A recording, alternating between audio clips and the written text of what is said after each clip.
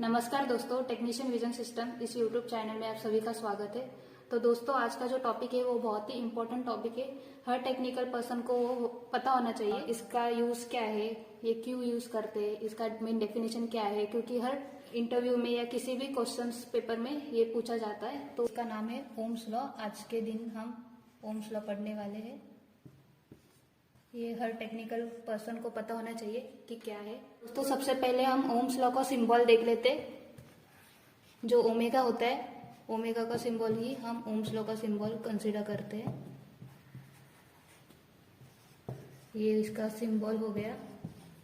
तो मेन अगर डेफिनेशन हम इंग्लिश में इसको डिफाइन करें तो ओम्स लॉ की डेफिनेशन आप सभी को पता होगी।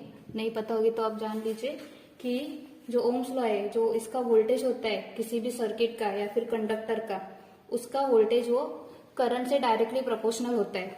ओम्स लॉ का डेफिनेशन है फॉर अ कंडक्टिंग मटेरियल, जो वोल्टेज होता है वो करंट से डायरेक्टली प्रोपोर्शनल होता है फॉर कंडक्टिंग मटेरियल ही।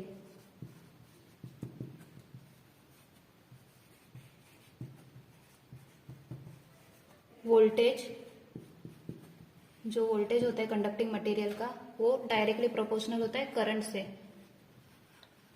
जो उसके अंदर करंट फ्लो होता है कंडक्टिंग मटेरियल के, तो उससे वो डायरेक्टली प्रोपोर्शनल होता है। तो हम इसे V is directly proportional to I भी लिख सकते हैं। V ये वोल्टेज का यूनिट हुआ और I ये करंट का यूनिट हुआ, तो हम इसे लिख लेंगे V is directly proportional to I। तो डेफिनेशन के हिसाब से हम लोग ने लिख लिया V is directly proportional to I। जो मेन फॉर्मूला है ओम्स लॉ के लिए वो अब हम लिख लेते हैं। V is directly proportional to I into R। V है वोल्टेज, I करंट है और R मतलब रेजिस्टेंस है। ये आप सभी को पता होगा। तो दोस्तों, अब हम इसे हिंदी में कैसे डिफाइन करेंगे। तो दोस्तों, जो कंडक्टर होता है उसमें जो वोल्टेज है उसके माध्यम से जो बहने वाला करंट होता है वो डायरेक्टली प्रोपोर्शनल वोल्टेज से होता है। तो इसे हम हिंदी में ऐसे डिफाइन कर सकते हैं। फॉर्मूला आप सभी ने देख लिया होगा। अब इसे हम ऐसे करंट के फॉर्म में भी लिख सकते हैं और रेजिस्टेंस के फॉर्म में भी लिख सकते हैं। इसके लिए एक सिंपल तरीका है जिसे हम ओमेगा ट्रायंगल कहते हैं। अब हम वो देख लेते हैं कि कैसे ओमेगा ट्रायंगल से हम फॉर्मूला ओमेगा लॉ ट्रायंगल जिसे हम कहते हैं, इससे हम फॉर्मूला इजीली, ये वाला जो फॉर्मूला इजीली याद कर सकते हैं। पहले सबसे पहले हम ट्रायंगल बना लेंगे। इसे हाफ डिवाइड कर लेंगे और इसे ऐसे हाफ में डिवाइड कर लेंगे। सबसे ऊपर हम V लिखेंगे जो वोल्टेज है, यहाँ पे I करंट, फिर R। तो दोस्तों, ये ट्रायंगल बनाने के बाद ये तो आपको इजीली याद रहेगा ट्रायंगल कैसे होता है। तो दोस्तों, ये VIR इस फॉर्मूले से आया है, तो हम ये फॉर्मूला याद कर लेंगे। V is directly proportional to IR। ये V है और ये I है, ये डायरेक्टली प्रोपोर्शनल है। तो सबसे पहले IR मल्टीप्लाई में है, तो हम यहाँ पे मल्टीप्लाई सिंबल ऐड कर लेते हैं। VI इंटू R ये हुआ और यहाँ पे दोनों तरफ डिवाइड का सिंबल आएगा। तो दोस्तों, ये जो ओम्स लॉ का ट्रायंगल है, इसे आप याद करने से आपको ओम्स लॉ के 3 वे में फॉर्मूला यूज हम कर सकते हैं। सबसे पहले V is equals to I into R। Next आएगा I का। अगर हम I का फॉर्मूला देखने जाएंगे तो I is equals to V upon R। I पे हाथ रखेंगे, V डिवाइड बाय R। ये I है, V अपॉन R। तो I का फॉर्मूला होगा, करंट का formula V upon R। Next resistors का फॉर्मूला हम याद करते, तो R पे हाथ रख के V अपॉन I। तो ये जो फॉर्मूला का बीच ट्रायंगल के बीच में जो ये सिंबल है डिवाइड का, वो सबसे इम्पोर्टेंट याद रखना है आपको। तो R का हुआ V अपॉन I। तो ये ओम्स लॉ के फॉर्मूले है, सबसे मेन ये होता है, इससे ये हम दोनों डिराइव कर सकते हैं। तो दोस्तों, ओम्स लॉ तो हम सभी ने देख लिया, पर ये हर सर्किट में यूज नहीं हो सकता। आपको पता है कि हर सर्किट में वोल्टेज रहता है, करंट रहता है, रेजिस्टेंस रहता है, पर कुछ कंडीशंस है जिसमें ओम्स लॉ हम यूज नहीं कर सकते। जैसे कि ओम्स लॉ तभी सही जाना जाता है जब टेम्परेचर और बाकी फिजिकल फैक्टर कांस्टेंट हो। जैसे कि कुछ कंडीशंस में जो अपना लोड होता है मतलब कि रेजिस्टेंस होता है उसका टेम्परेचर कम ज्यादा होता है, तो उस कंडीशन में ओम्स लॉ हम अप्लाई नहीं कर सकते। तो ओम्स लॉ से हम तो 3 वैल्यू निकाल सकते हैं, एक है वोल्टेज, करंट, रेजिस्टेंस। फर्स्ट हम वोल्टेज पता कर सकते हैं, सेकेंड करंट और थर्ड रेजिस्टेंस। तो अगर हमें करंट और रेजिस्टेंस पता होगा तो वोल्टेज पता कर सकते हैं, वोल्टेज रेजिस्टेंस पता होगा तो करंट पता कर सकते हैं, वोल्टेज और करंट पता होगा तो रेजिस्टेंस पता करते हैं। पर जब फिजिकल फैक्टर कांस्टेंट हो तभी, जैसे कि हम डेली लाइफ में जो बल्ब यूज करते हैं उसका जो फिलामेंट होता है उसका टेम्परेचर बढ़ता है जैसे ही करंट बढ़ता है, इस केस में ओम्स लॉ अप्लाई नहीं हो सकता। तो दोस्तों अब हम पहले देखते हैं रिलेशन बिटवीन वोल्टेज, करंट और रेजिस्टेंस। जो वोल्टेज और करंट होता है और जो रेजिस्टेंस होता है, इन तीनों में क्या रिलेशन है। वोल्टेज, रेजिस्टेंस और करंट। तो दोस्तों सबसे पहले हम टेबल बना लेते हैं वोल्टेज का, रेजिस्टेंस का और करंट का।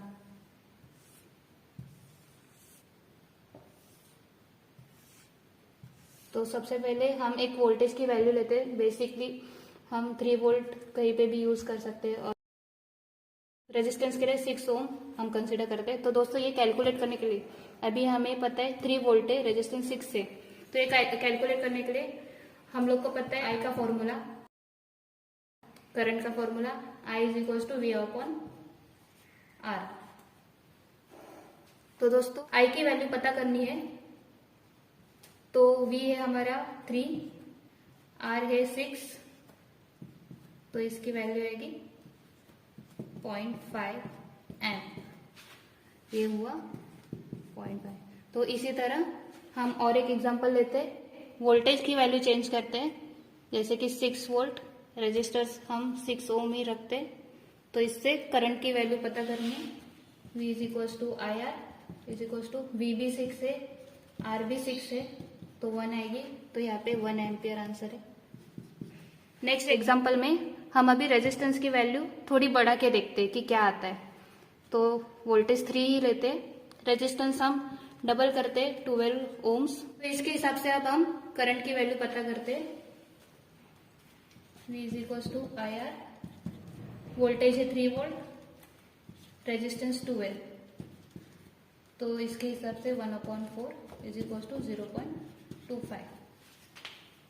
तो अब हम यहाँ पे लिख लेते हैं 25 एम्पियर।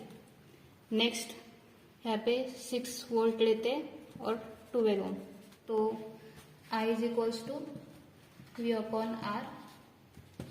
तो V है 6, रेजिस्टेंस है 12, 1/2 इज इक्वल टू 0.5 एम्प। तो इसकी हम वैल्यू लिख लेते हैं 0.5 एम्पियर। तो दोस्तों ये जो टेबल है हम लोग ने अभी इसमें करंट की वैल्यू जो निकाली है, जिसमें हम लोग ने देखा है वोल्टेज 3 वोल्ट पे 0.5 एम्पियर है, 6 वोल्ट पे 1 एम्पियर है। रेजिस्टेंस जो है वो 6 ओम्स ही है दोनों का, जो रेजिस्टेंस दोनों के लिए कांस्टेंट है। तो जैसे 3 वोल्ट से वोल्ट 6 हो रहा है, करंट 0.5 से 1 एम्पियर हो रहा है, तो इसमें जैसे वोल्टेज डबल हो रहा है करंट भी डबल हो रहा है। जैसे ही वोल्टेज बढ़ेगा करंट भी हमारा बढ़ेगा। तो V is directly proportional to I in case of constant resistor. अगर हम लोग ने रेजिस्टर की वैल्यू चेंज की, जैसे कि नीचे एग्जांपल दिए 12 ओम्स रेजिस्टेंस लिया हम लोग ने 6 ओम्स की जगह पे, तो 3 वोल्ट के लिए जो 6 ओम्स के लिए वैल्यू आई थी 0.5, तो 3 वोल्ट पे 12 ओम्स की जगह पे 0.25, तो करंट घट रहा है। अगर रेजिस्टेंस बढ़ रहा है तो करंट कम होगा। अब देख सकते हैं 6 वोल्ट के लिए 12 ओम्स पे 0.5 आ रहा है, वैसे ही 6 वोल्ट पे 6 ओम्स के लिए 1 एम्पियर है और 6 वोल्ट पे 12 ओम पे 0.5 है। तो जैसे ही रेजिस्टेंस हमारा बढ़ रहा है करंट कम हो रहा है, और यहाँ पे जब वोल्टेज डबल हो रहा है तो हमारा करंट बढ़ रहा है।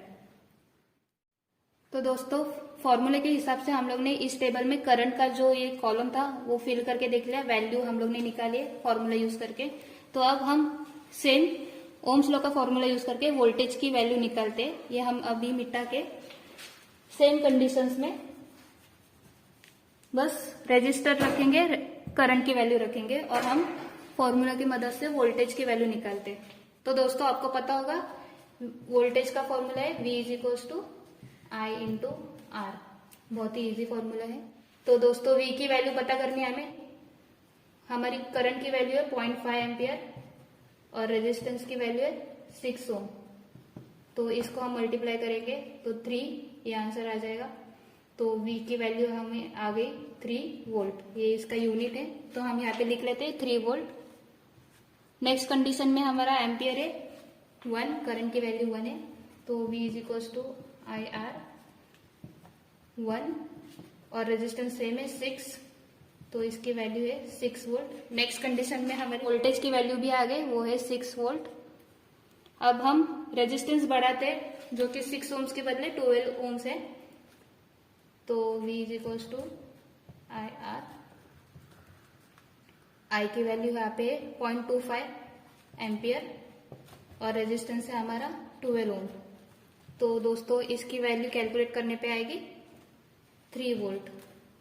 तो यहाँ पे हम लिख लेते हैं 3 वोल्ट। नेक्स्ट एग्जांपल लास्ट है V is equals to I into R. यहाँ पे आई है 0.5 एम्पियर और रेजिस्टेंस हमारा 12 है तो इसकी वैल्यू आएगी 6 वोल्ट। तो यहाँ पे हम टेबल पे लिख लेते। तो दोस्तों आप लोग ने ये देखा होगा फॉर्मूला यूज करके हम लोग ने ये टेबल फिर से फिल किया है जहाँ पे वोल्टेज की वैल्यू जो पिछले टेबल में आपने देखी होगी सेम है 3 वोल्ट, वो भी कैलकुलेट करके आई है 6 वोल्ट कैलकुलेट करके। तो दोस्तों यहाँ पे 0.25 एम्पियर 12 ओम्स रेजिस्टेंस के लिए 3 वोल्ट हमें वैल्यू आई है। Next 0.5 ampere 12 ohm resistance 6 volt. तो दोस्तों ये वोल्टेज का हुआ। अब हम रेजिस्टेंस पता करेंगे सेम वे में। ये रेजिस्टेंस मिटा के फॉर्मूला यूज करके हम लोग अब इसकी वैल्यू पता करते हैं। तो दोस्तों हमें रेजिस्टेंस पता करना है तो उसका फॉर्मूला लिखना पड़ेगा R is equals to V upon I। तो सबसे फर्स्ट केस में हमारा वोल्टेज है 3 वोल्ट V और एम्पियर है 0.5। तो इसे हमें कैलकुलेट करना है अभी। तो इसकी वैल्यू आएगी 6। तो रेजिस्टेंस है तो ओम्स आएगा यहाँ पे तो इसकी वैल्यू हम लिख लेते हैं 6 ओम्स। नेक्स्ट कंडीशन है 6 वोल्ट और 1 एम्पियर। तो यहाँ पे हम नेक्स्ट कंडीशन लिख लेते हैं V अपॉन आई। V है हमारा 6 वोल्ट, I है 1 तो ये होगा 6 ओम्स। यहाँ पे हम 6 ओम लिख लेते हैं। नेक्स्ट कंडीशन है 3 वोल्ट सेम वोल्टेज और करंट है 0.25। तो R is equals to V upon I. Voltage हमारा 3 वोल्ट है और करंट है हमारा 0.25 एम्पियर। तो 3/25 तो ये कैलकुलेट करने पे हमें 12 आया। तो यहाँ पे रेजिस्टेंस है इसलिए ओम्स तो यहाँ हम लिख लेते हैं इसकी वैल्यू 12 ओम।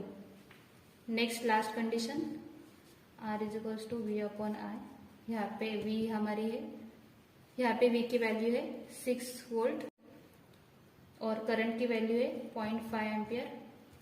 तो इसे कैलकुलेट करने पे हमें आया 12 ओम्स। तो ये भी हम यहाँ पे लिख लेते 12 ओम। तो दोस्तों हमने फॉर्मूला के हिसाब से सबकी वैल्यू निकाली है। सबसे पहले हम लोग ने करंट की वैल्यू ब्लैंक रखी थी, हम लोग ने करंट की वैल्यू ली। अब उसके बाद में हम लोग ने वोल्टेज की वैल्यू ब्लैंक रखी और इन दोनों की मदद से वोल्टेज की वैल्यू निकाली।